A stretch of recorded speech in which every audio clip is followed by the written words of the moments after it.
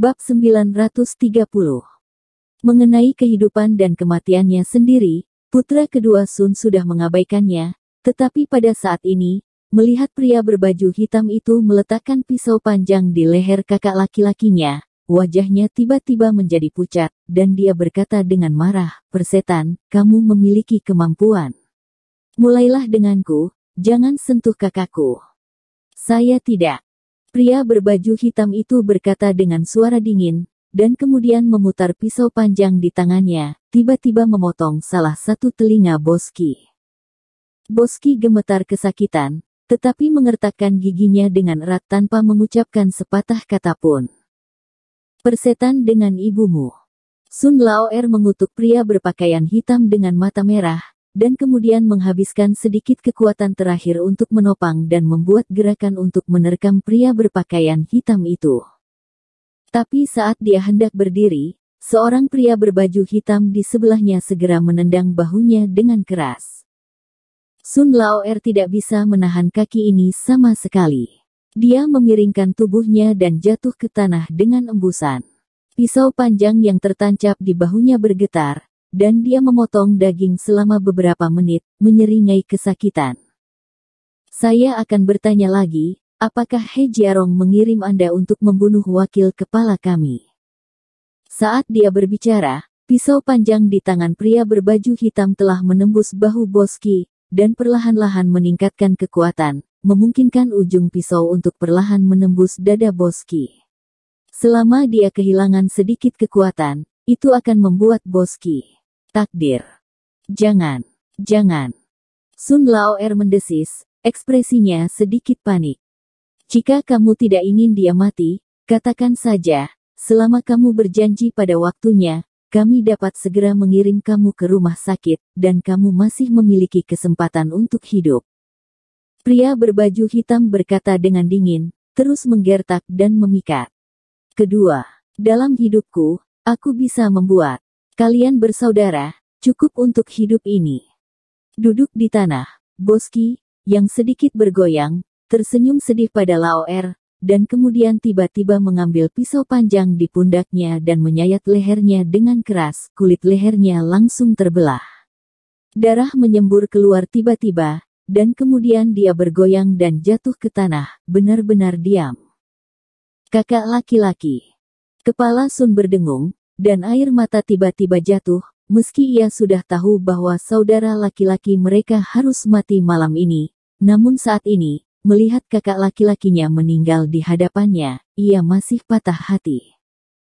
Pria berbaju hitam melihat bahwa Boski bunuh diri dengan mencuri pisaunya sendiri, namun, mata yang terpapar di topeng tidak menunjukkan emosi sama sekali. Dia menyeka darah dari pisau panjang di mayat Boski, lalu berjalan perlahan ke anak kedua.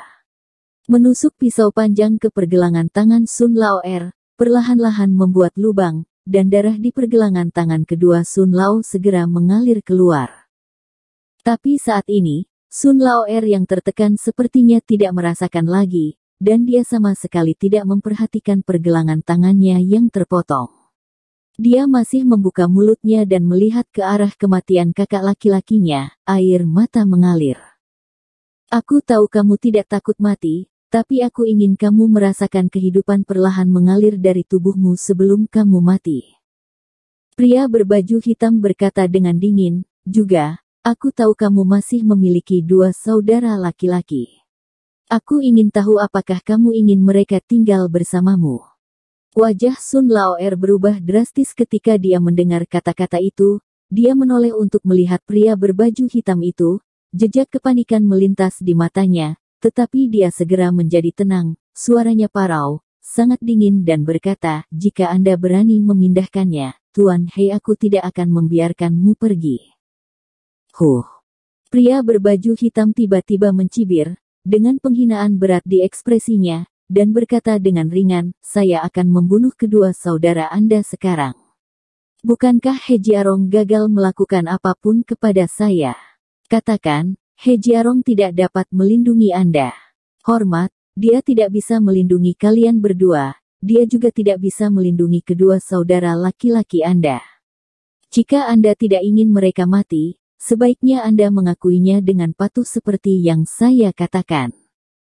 Sun Lao'er mengatupkan giginya dengan erat, tubuhnya gemetar, dia tidak tahu harus menjawab apa untuk sementara waktu, dia tidak ingin mengkhianati Lin Yu, tetapi dia juga tidak ingin kedua saudara laki-lakinya mati. Cepatlah, waktumu terbatas. Pria berbaju hitam itu berkata dengan dingin, dia tahu bahwa setelah pergelangan tangannya dipotong, Lao'er tidak bisa bertahan lama. Sun Lao'er juga merasa pusing di depannya, kekuatannya seakan direnggut oleh seseorang, dan suhu tubuhnya turun drastis. Sial, kataku sebelumnya, He Jiarong sama sekali tidak peduli dengan hidup dan matimu. Melihat Sun Lao'er sedikit tidak bisa menahannya, pria berbaju hitam itu berteriak dengan marah, lalu berjalan mendekat dan menginjak lengan Sun Lao'er, ingin memperlambat aliran darah, dan berkata dengan dingin, jika kami ingin membunuh kalian berdua saudaraku, 10 He Jiarong tidak bisa berhenti. Begitu dia selesai berbicara, sosok gelap tiba-tiba berlari ke arahnya seperti kilat dan menendangnya dengan kejam. Laki-laki berbaju hitam itu tidak memberikan respon sama sekali, dan tubuhnya seakan ditabrak truk yang berat. Ia terbang dengan kecepatan ekstrim dan menabrak bagasi kendaraan off-road di kejauhan, membuat seluruh plat besi. Koper mobil bagian belakang pecah, dan badan tertancap di koper belakang mobil. Tangan dan kakinya terjepit, tidak bisa bergerak. Dia memuntahkan beberapa suapan darah, mengucur seperti air yang mengalir ke bawah topeng. Sepertinya kamu dipaksa untuk mengatakan ini. Kamu tidak bisa menghentikan He Jiarong. Pada saat ini, bayangan hitam yang terbang berkata dengan suara dingin. Cahaya bulan samar bersinar di wajah bayangan hitam ini, dan samar-samar terlihat bahwa itu adalah He Jiarong. Orang-orang berbaju hitam di sekitar terkejut ketika mereka melihat tamu tak terduga yang tiba-tiba muncul, tetapi mereka dengan cepat bereaksi, mengangkat pedang di tangan mereka dan menebas kepala Lin Yu dengan agresif. Lin Yu tidak memperhatikan mereka sama sekali, melirik Lao'er di tanah, ekspresinya bergerak, dan buru-buru memanggil, Kakak Sun. Ketika Lin Yu berbicara, 3 sosok bergegas di belakangnya segera, memblokir serangan orang-orang berkulit hitam, dan langsung bertarung melawan orang-orang berkulit hitam. Beberapa sosok yang tiba-tiba bergegas keluar adalah Li Zenseng, Bai Rentu, dan Bu Cheng, karena mereka bertiga dekat, Lin Yu memimpin dan bergegas bersama mereka. Ketika Lao'er dipanggil oleh Lin Yu, semangatnya terangkat, setelah mengenali Lin Yu, kulitnya langsung bahagia, dan dia ingin membuka mulut untuk berbicara, tetapi tidak ada suara dari tenggorokannya, dan kelopak matanya terasa seperti liontin besi diikat. Tidak peduli seberapa keras dia mencoba, dia tidak bisa membukanya, jadi dia hanya bisa menutupnya perlahan dengan lemah. Kakak Sun. Kulit Lin Yu berubah drastis ketika dia melihat itu, dia membungkuk dan membantu Sun Lao'er di tanah. Pada saat yang sama, dia sudah menyentuh 4 atau 5 jarum perak di tangannya, siap untuk menembus Sun Lao'er, tetapi dia melihat setelah mencapai lusinan luka di tubuh Lao'er, jantungnya tiba-tiba bergetar, dan jarum perak di tangannya tidak tahu harus menusuk kemana. Dia tahu bahwa di bawah cedera serius ini, tidak peduli bagaimana dia menusuknya, dia tidak bisa menghentikan pendarahan untuk Sun Lao'er, dan dia bisa menilai dari wajah putih Sun Lao'er bahwa Sun Lao'er telah kehilangan terlalu banyak darah dan sulit bagi seorang dewa menyimpan. Jadi dia mengertakkan gigi dan menusuk dada Sun Lao'er dengan jarum. Tiba-tiba tubuh Sun Lao'er bergetar, kemudian menarik nafas panjang, dan perlahan membuka matanya. Setelah Sun Lao'er melihat wajah Lin Yu dengan jelas, dia menyeringai dan berkata, Tuan He. Aku, kakak tertua saya dan saya berjuang sampai menit terakhir, dan tidak pernah mengkhianati Anda sama sekali. Saudara kami meninggal, dan meninggal dengan terhormat, benar. Terima kasih, Saudara Sun, terima kasih.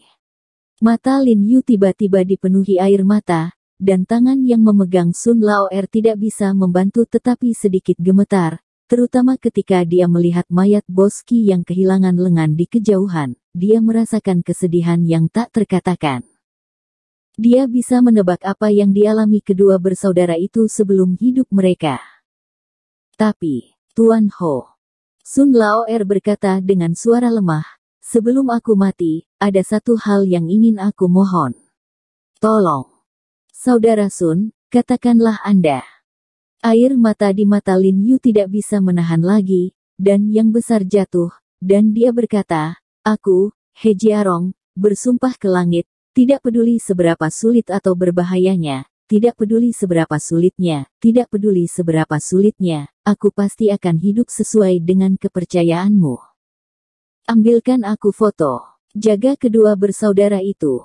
Senyuman muncul di sudut mulut Lao'er, dan dia dengan lembut menjabat tangan Lin Yu, lalu menutup matanya, dan telapak tangannya tergelincir dengan lemah. Kakak Sun, Kakak Sun. Lin Yu berteriak dengan cemas, air mata mengalir terus-menerus, tetapi Sun Lao'er di pelukannya telah kehilangan nafas sedikit pun.